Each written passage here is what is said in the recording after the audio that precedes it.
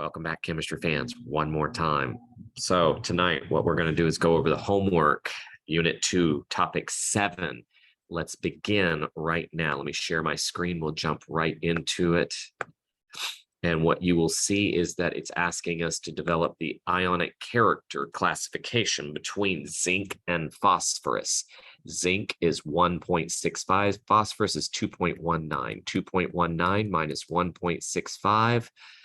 Well, I don't know what 0.35 and 19 is. That is, doing this math in my head, 1.54.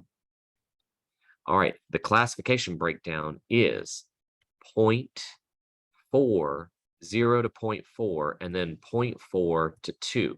So I'm right here in this middle section. So that means that this is a polar covalent bond. All right, number 2. Determine whether the molecules are polar or nonpolar. Provide your rationale for this. So I've got ICl. Well, the bonding on this one is a single bond because they're both halogens. So they're only interested in one. They're going to share that together. Now, is it polar or nonpolar? Well, if we look on the periodic table above it, iodine and chlorine are not on the same energy level. In fact, they're 2 apart from one another. So if we were to look at this, we would have some size difference that looks like this. So based on size, yeah, I would say that that is polar. Based on shape, it is linear. That is not polar. And then if we were to go about looking at the bonds between them, well, 3.16 minus 2.66, that's 0.6, so it's polar covalent is the difference betwixt those. So that's slightly polar.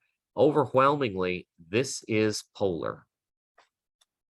Not overwhelmingly, but 2 out of 3 tells me it's polar. And if you're a little bit polar, you are polar. All right, NO2.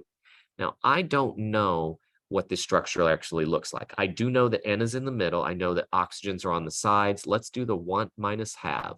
Want, I've got 3 elements. That's 3 times 8 is 24. The have, I've got 6 times 2, that's 12, plus the 5 for the nitrogen, plus 1 more for this -1. So that's 18. That difference is 6. So that means I've got a double bond and a single bond, meaning there is an unshared pair of electrons on top. That is going to cause the molecule to bend, and therefore bent, that is a polar molecule. Next, we can look at the size difference. Now, there is no real size difference. Those 2 elements are right beside one another on the periodic table. I would not say that there's much of a difference between them.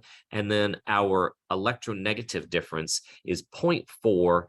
That is just on the threshold of being non-polar covalent. But we got one polar piece of evidence. Therefore, this is also polar. Okay, thank you very much for your time. Good night.